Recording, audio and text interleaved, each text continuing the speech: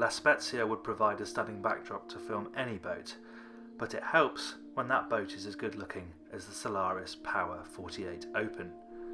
Considering this is the first powerboat that Solaris, traditionally a sailing yacht builder, has designed, it's done a remarkably good job, but then it did have a secret weapon in the services of Norberto Ferretti. Mr. Ferretti is a man who needs no introduction, but it's safe to say that he knows a thing or two about what it takes to design and build a good motorboat. Our test boat, with the engine upgrade to IPS 650, teak decks and a painted hull, came in at just under €1.2 million, including VAT. Is it as good to drive as it is to look at? Let's find out. It's got a really attractive looking hull, this boat, but it's not just aesthetics, it works out here on the water as well. It's got a nice sharp entry at the bow and then it flares out, and that does a good job of pushing spray away from the boat, considering how open it is. You don't get much water on board, a little bit of spray, some flecks on the windscreen maybe, but generally the ride is very dry. But then it shallows off towards the stern, and that means that the boat planes nice and early. You'll plane at around 2,000 RPM, between 13 and 15 knots on this boat. That's a really nice stable speed if you still want your guests to be able to move around and use the decks. We're doing 20 knots now. Sedate, it's quiet, we're doing well under 100 litres an hour combined. We've got two 480 horsepower Volvo Penta D6s on board this boat. Pod drives, the only option is IPS. You can have the 440s if you want. Top speed we achieved today was 32 knots. That means that your cruising speed is anywhere between the sort of 20 knot speed we're doing now and up to 28, 30 if you really want to get a bit of a move on. But what you notice is that the running attitude doesn't really change, no matter what speed you're going. It's got a lovely natural balance, this boat. The IPS motors are on jack shafts, so the weight is a little bit more forward, and you feel that here. You don't have to crane to look over the bow. I'm standing at the moment, but even if you're sitting in these really nice supportive seats, you never lose sight over the bow, which is really nice. And what about the handling? Well, it hasn't got that sort of artificial lightness that a lot of IPS boats have. There's a bit more weight to the steering. And like most IPS installations, you turn and initially the heel is quite good and then it flattens off again. So it has got quite a wide turning circle, but it's a very easy boat to steer. The steering is not heavy by any means. It's just got a bit more feedback than I'm used to from IPS boats. But generally it's just a real smooth pointer-pointer. You know, you're not going to be throwing it around. It's not like a Windy. It is more of a sort of fjord Pardo style. Naturally, that's its rivals, and it's really about going from point to point quickly, comfortably, in considerable style as well. And how about the dashboard? Well, it's really clean. Everything is really contained in the two Garmin MFDs, but I like that there's not a hodgepodge of controls here. Most of it is Garmin, so it all looks similar, and you've got your hard buttons right in the middle, the stuff you use regularly, so you don't have to scroll through menus. They're right on your eye line, so you can reach them really easily. Loads of adjustment in this helm, the wheel moves, as I said, the chair slides, it bolsters as well. So you can get very comfortable no matter how tall or short you are. If I was complaining, being really picky, it'd be nice to have a bit more storage at this helm. There isn't even a cup holder. There's this little slot here where you can put a phone or something, but it's not covered. So if you're bouncing around, you're going to worry about your loose items. So that's an area of improvement, but everything else for the driver is really quite impressive.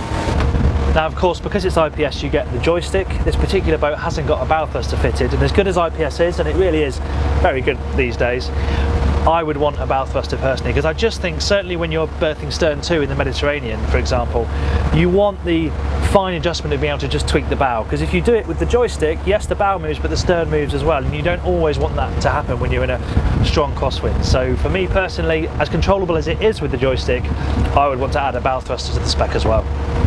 Close up, it's the details that really stand out on this boat. I love the shape of the hull, the flare of the bow, and the way it tapers down to the stern. These lovely teak cappings on the bulwarks. You have pop-up cleats as well, of course, in this windscreen. Well, this is just like something from a classic Corvette, and it's attached to this magnificent hardtop with this sort of central mast. Originally, I don't think they planned to have these to keep the aesthetic as clean as possible, but it's quite a sensible addition because it's quite a lot of weight, despite being carbon fibre, quite high on the boat, so quite good to have them there. And they give you something else to grab onto as well, and I love the shape here this lovely curve that runs forward onto the coach roof, and it's echoed at the stern as well. Now this boat's got no guardrails, so it feels very safe because they're really tall bulwarks. Even when you move forward, you still feel like you're within the boat, not on it. But it does mean that they've got to use these for the fenders, so these just pop in and out like that.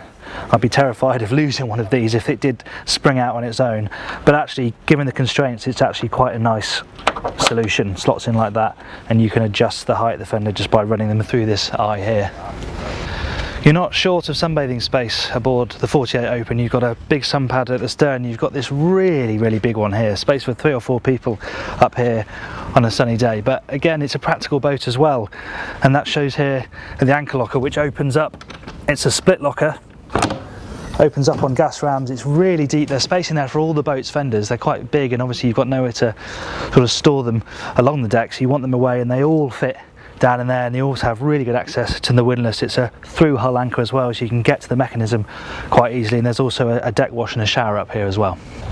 The nice thing about these side decks is there's no steps in them. It just slowly slopes down from bow to amidship, so you don't worry that you're going to catch your foot as you walk around. It's completely flat, in fact, until you get down to the bathing platform. And now you're into really what this boat was all about, this amazing central cockpit. Focal point, again, the hardtop, but also this wet bar. This particular boat's got an induction hob here. It's got twin fridges here. Then on this side is where you find the sink. Underneath these bespoke chopping boards, you have an ice box there, bit of storage in the bin under here as well. So all you need really to serve your guests who will be sitting in this pretty magnificent dinette area. It's nice and wide. Obviously the table expands out. You could sit 8 people here very comfortably. And one nice feature is that the backrest here cantilevers the other way, so that when the boat's going along in sort of travel mode, you have people sitting facing forward, a bit more comfortable when the boat's in motion. And the key thing is this boat has a really generous standard spec, and that includes balconies. That's not a feature you see on this boat's rivals. So those will fold down when you're out at sea, really open up this area, give you a sort of unbroken access to the water. Table folds out as well. You have this extending sunshade too, which goes right to the end of the sun pad, and then you also have the gangway that is your passerelle. It also steps down into the sea. So press a few buttons and this thing just transforms into the most amazing floating patio. There's a bit of a sports car vibe back here as well. The way that this garage door slopes down towards the deck, it's like the back end of a sports car itself, and there's some really nice detailing as well, like the stainless steel and wooden highlights here. The fact that you've got big cleats, you've got 2 cleats down here, so you can do springs in the med as well. Again, you know, they're thinking about the practical stuff too, and you have a deck shower down here as well, so you can shower off when you've come out of the water after a swim. Now underneath here is a tender garage. A lot of this boat's rivals would use a hydraulic platform. This one's got a tender garage. You've got space for a 2.5 metre tender in there. This particular one has also got a charging socket for a sea bob in there as well. So this is really the toy chest. You can open this up and just empty it all straight into the water. And you may not have a hydraulic bathing platform, but your passerelle is also your stairway down into the water. So if you're at the quayside, it's obviously up like this, but it also lowers down the same angle into the water to create a lovely stairway down into the sea. There are 2 access hatches in the deck, one here right next to the helm station, and that actually is technically a crew cabin, though I can't imagine many people will force another human to actually sleep down there. But what it is good for is storage space. Big dry area, you can chuck stuff in there from the deck. There's also access under the steps in the companionway as well. Now, unlike this boat's rivals like the Pardo 50 and the Fjord 48, it isn't an open plan layout down here. You can have a lower dinette if you want, and that opens it up a bit more, but really this layout assumes that you're just going to sleep down here and you're basically going to spend your life on deck, which is really what the boat's about. But this particular layout features 2 good cabins. We have a guest cabin here. We'll start though in the master cabin, which is forward.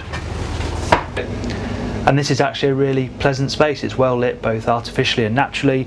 You'd have more natural light if you had the cushions off the foredeck, but you still have these elongated windows on either side, and they've got opening ports, so if you don't want to run the air conditioning, which has its vent up here, you do get some natural ventilation in here if you want. Headroom's good, well over 6 foot, and space to sit up in bed if you want. You have repeater light switches at the head of the bed, you have plug sockets, you've got reading lights. It's nicely kitted out, and there's a good amount of storage as well, hanging lockers on either side, and it has a private ensuite which doesn't have access from the main hallway. One of the benefits of not trying to squeeze a dinette or a galley down here is that the accommodation can really breathe. And look at the size of this ensuite for the master cabin. Again, headroom is really impressive. It's a little bit narrow, but it goes back a long way, and there's full standing headroom in this separate shower cubicle as well. Pretty impressive for a boat of this style. Another pleasant surprise is this guest cabin. Okay, the headroom's a little bit restricted where the cabin goes beneath the cockpit, but that's over the bed, so that's not too bad. But here in this central lobby where you'll probably get changed, you'll be moving your bags around and getting to the storage, headroom's good. Even when I step up, I've still got plenty of space above my head. This cabin is also en suite to the day head, so guests can get straight into that cabin without having to go into the hallway, and it's nicely finished and again, nicely lit.